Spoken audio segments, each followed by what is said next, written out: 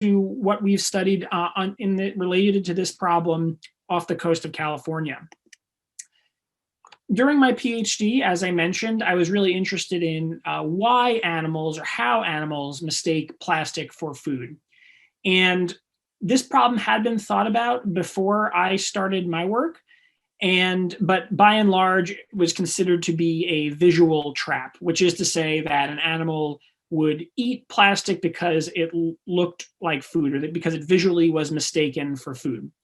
What I did as one of my PhD experiments was actually extracted the odors off marine plastic. So we actually tested the way marine plastic smelled to many marine animals. And this is important and relevant because many marine animals, like fish, like these anchovy, which are common off of the waters of Central California and a very important prey species in our region.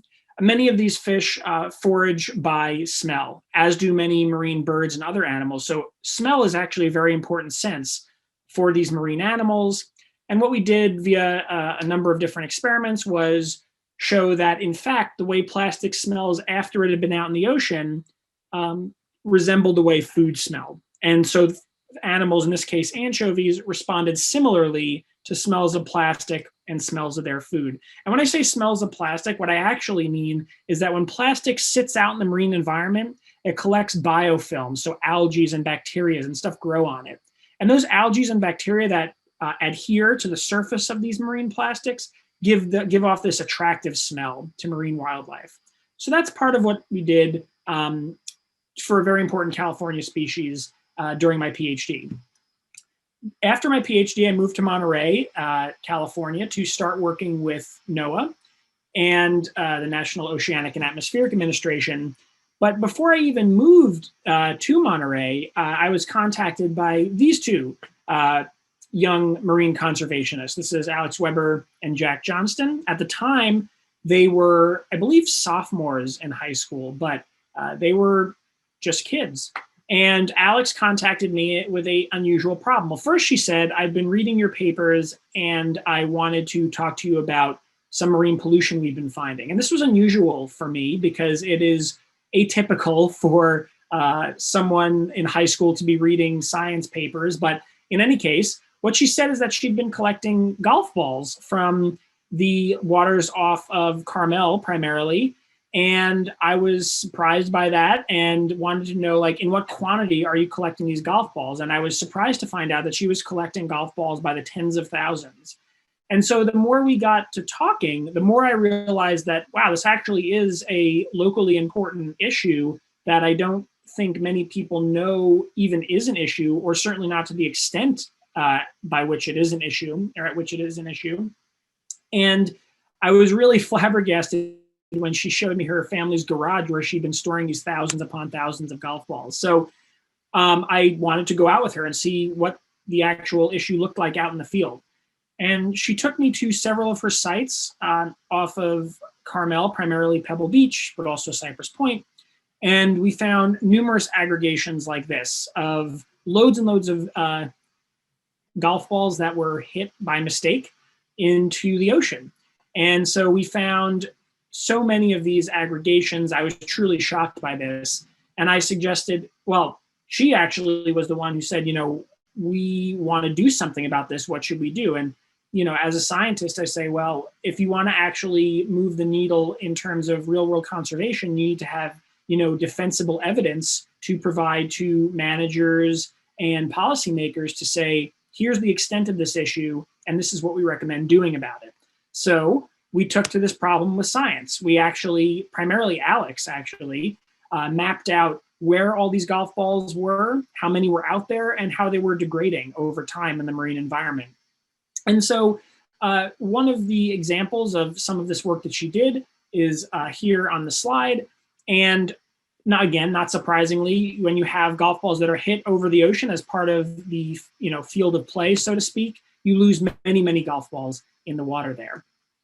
And after years of work and over 50,000 golf balls collected, we published this paper with Alex as a high school student being the lead author, which is a really cool thing. I was excited to work on that with her. She's just a truly special person. And actually, the middle author in this paper is her father, so he helped a lot as well with the collections. And the Webbers are just an incredible family, and they were great fun to work with. And, you know, again, this is an issue not just because these balls are polluting our environment, but also because wildlife is interacting with them. We found otters and seals and fish and birds interacting with this pollution. So, and one of the issues at large is that even though most animals can't, let's say, consume the golf balls directly, what happens is what we found is after these golf balls are out at sea for a while, they end up being churned around on the ocean floor or in the water column.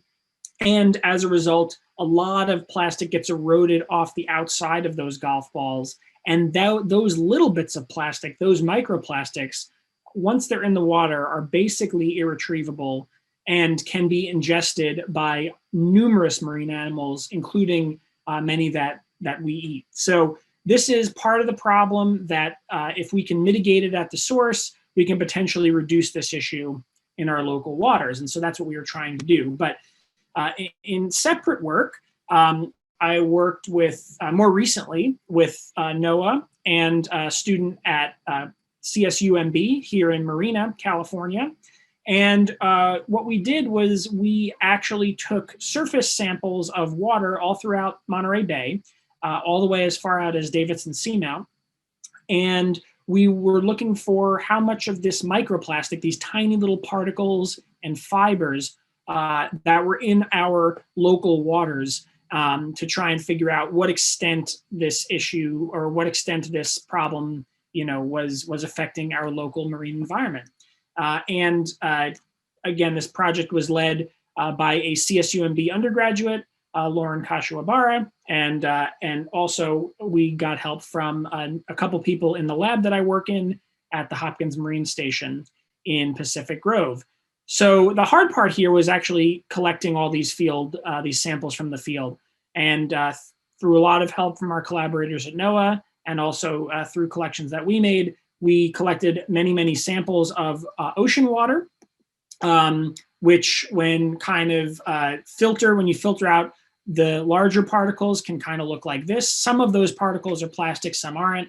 But in any case, that's kind of what it looks like when we get to processing these water samples. And so here is a picture of Lauren, the lead of this project, with a bunch of different samples that we either retrieved or acquired from NOAA and our collaborators at NOAA.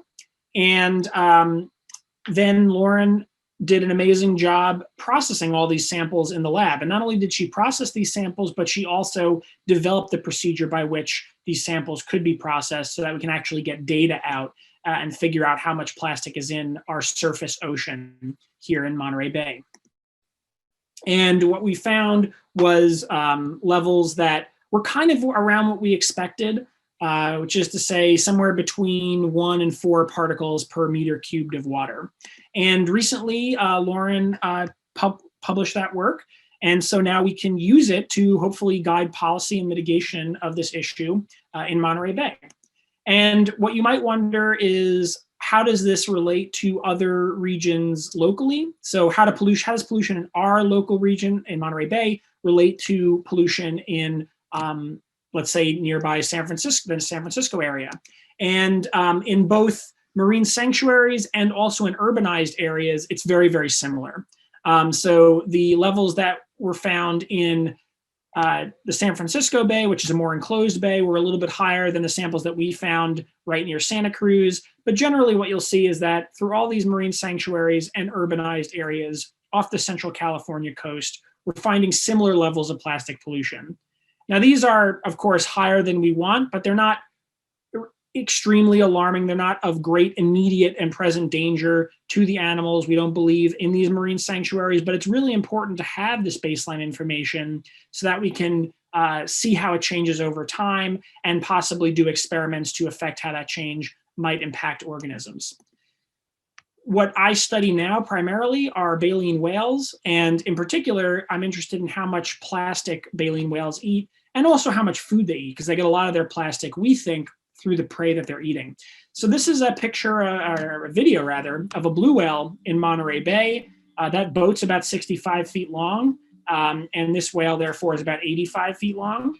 And what you'll notice is that these whales, again, this is a blue whale, they take huge gulps of water, going after krill primarily, and then they filter that water through baleen plates, and they retain the prey and possibly the plastic, and they swallow all that, and that's how they feed. And so you have these really important endangered organisms, in the case of a blue whale, that are filtering loads of water and eating tons of prey. And so we want to know how much plastic these animals are actually eating. And so one way, well, actually, before we do that, I want to show you some of the cool data that we have. So this is basically just a really brief video. We put tags on the back of these whales to understand how often they're feeding and how much they're eating when they do feed. So this is a tag on the back of a blue whale. But the really cool thing is this whale is actually filming its buddy. They're feeding together. We don't know what the relationship is between this pair. They might be a mated pair. It could be related individuals. We're not sure.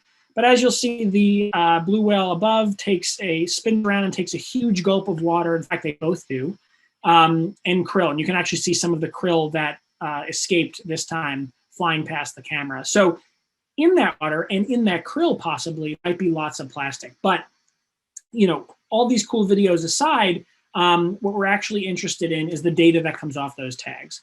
And so what we're finding is that these whales are feeding a lot more than we ever expected. So this is from one of our tag deployments on a blue whale.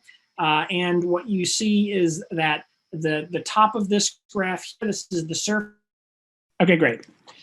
So yeah, so we're putting tags on whales, and we're trying to figure out how much they eat and how much plastic might be in the food and water that they eat. So this is my one of my last slides, and basically what you see here on the left side of the figure is these different species of whales in Monterey Bay that we're studying primarily. This is a fin whale, a blue whale, and a humpback whale, and the depths at which they forage. And this is important because there's different amounts of plastic at different levels in the water column where they're eating. So we can estimate by how much plastic we know from studies that we've done and studies that other people have done in Monterey Bay about how much plastic is actually in the water that these animals could be eating.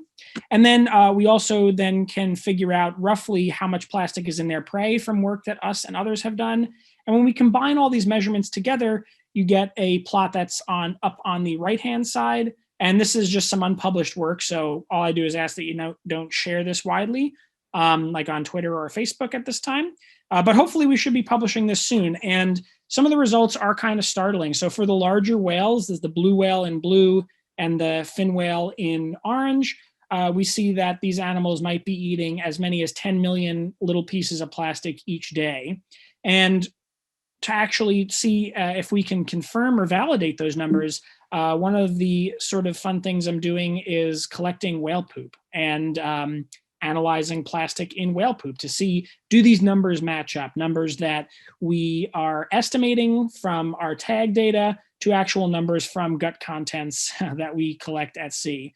And yeah, my mom is very proud of me for all this poop work that I'm doing. So yeah, I always like to let her know that, you know, we can do fun and exciting stuff, even if it is a messy job sometimes.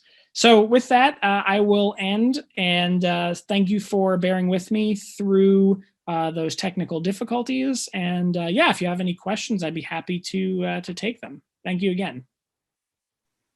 Great, thank you, Matt. We actually have a question from the chat here.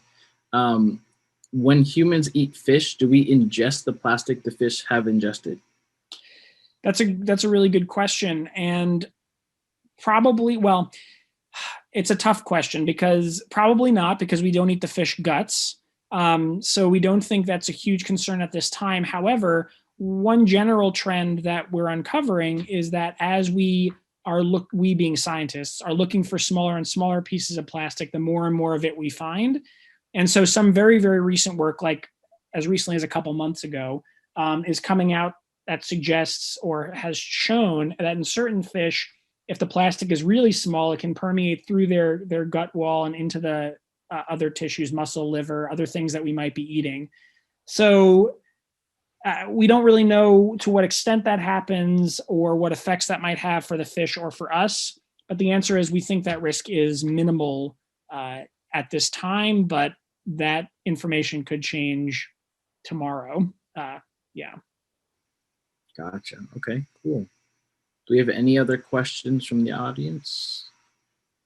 Ooh. The same person who asked that question said that they read that humans ingest about a credit card size amount of plastic per year from various amounts and different sources. Yeah. Yeah. Yeah. So I do remember reading that. I think it's also, I'll take this time to bring up the point that most of the plastic that we ingest, and we definitely are eating plastic, that's, no question about that, is probably from our indoor environment. It's been pretty well established. Dust or fibers from clothes that we inhale or swallow by accident, fibers from furniture, things of that nature, chewing on pen caps like I like to do. So if you're concerned about plastic in your body, it's actually more about the products that we use around our house every day than about the fish that we're eating at this time, we think, anyway. Got it. Okay. The same person asked another question: does storage of food in plastic containers increase indigestion? I don't know enough to say anything about that. I don't believe it would be, if that is the case, I don't believe it would be related to ingesting plastic itself. But one of the problems, or one of the potential issues with plastic in our society, is that there are lots of compounds that we build into plastic. So things like plasticizers that increase flexibility and durability, flame retardants that prevent plastics from catching and staying on fire, and so on. Those compounds could leach into the foods that you're eating. And so generally speaking, I think good recommendation is to try to avoid, heating, microwaving, cooking food in plastic for those reasons, because it gives those compounds a higher likelihood of leaching out. So you're probably more better off choosing something inert like glass, let's say, or like ceramic plate. But the short answer is I'm not that kind of doctor, so I don't know. But it's probably not due to the direct ingestion of plastic that the food is being stored in. Gotcha. And I think Amanda has her hand raised right now. Amanda, if you want to go ahead and ask your question. Yeah, hi there. Great talk. I was wondering, you mentioned that most of the plastic concentration in the marine sanctuary here is pretty consistent at the surface levels. And you said, it's not too harmful for wildlife. Are there places around the globe that the concentrations are a lot higher or at different depths where it becomes dangerous for wildlife? Right. Yeah. Yes. Those areas tend to be near highly urbanized locations with less good waste management. So regions of concern generally would be off Southeast Asia, in between the China and Korean Peninsula and China.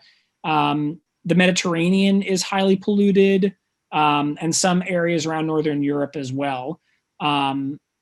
Yeah. So, and those regions are important generally because they're highly productive. Those, near sort of coastal-ish waters are highly productive. There's also lots of plastic in the ocean gyres, as I'm sure many of you know, which is also troubling, but those are less critical in terms of like biodiversity and productivity hotspots. But yeah, there are certainly areas around the world that have a lot higher plastic concentrations in the ocean. And I think the concern is that if we don't do something now, we'll start seeing those concentrations as common as opposed to, the higher end. And so that's why we want to do something now to make sure it doesn't get much worse than this, for example, in our waters. But yes, is the short answer. There are places where it's quite a bit worse than here. Great, thanks. Just real quick though, when you were saying that, I did have a thought with like the like deeper water currents. Is there something with density with these plastics where a lot of the bad stuff's going to like sink really deep and then come back up in 1,000 years, and we'll have an emergence of some terrible chemical from the 50s? That's surface waters. Oh man, yeah, I could go on for longer than we have time for about that. But yeah, so a couple things briefly there. One is, I think the most prominent example of that, what reminds me of that, is there's lots of little bits of plastic apparently trapped in Arctic sea ice. And so as the sea ice melts in the Arctic, there's all this plastic being released into the Arctic Ocean.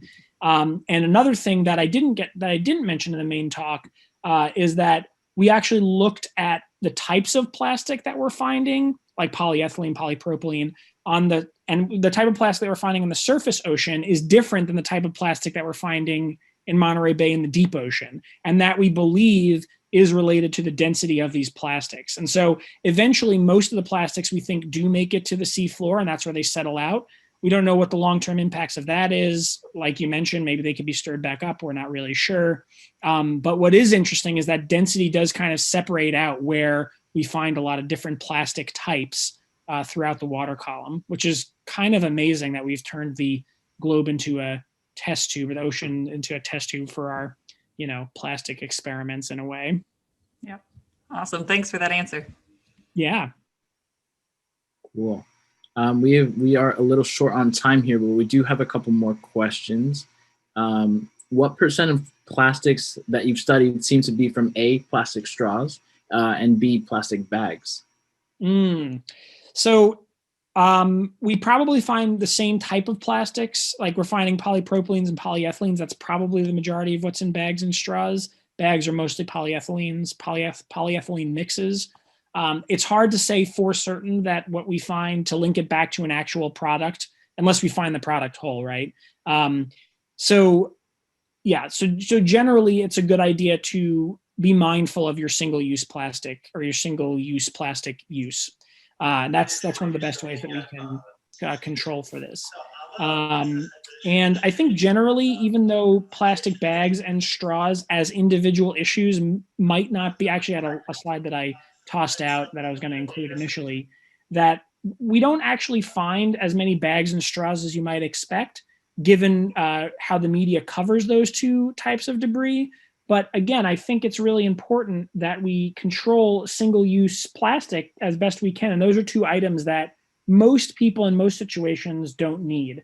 And so just to rethink our relationship with these disposable products. And I think that's what this legislation does. That's what it does for me. It makes me think like, do I really need that plastic bag? Do I really need that straw? And almost always the answer is no for me. And so I think that's the real value in this movement and in this legislation, is that it causes us to rethink our relationship with these items. And I think that's quite valuable. And I know we're out of time, but feel free to send me an email or direct message on Twitter if you tweet. And I'd be happy to chat more about any of this stuff. It's stuff I'm really excited about. And I think we have a real chance to do something quite positive with in terms of turning the tide on plastic pollution in the oceans. So thanks for your time. And thanks for the invitation, Joe and Debbie. Awesome. Thank you, Matt. Yeah, sorry we didn't have to get time to get through all the questions here.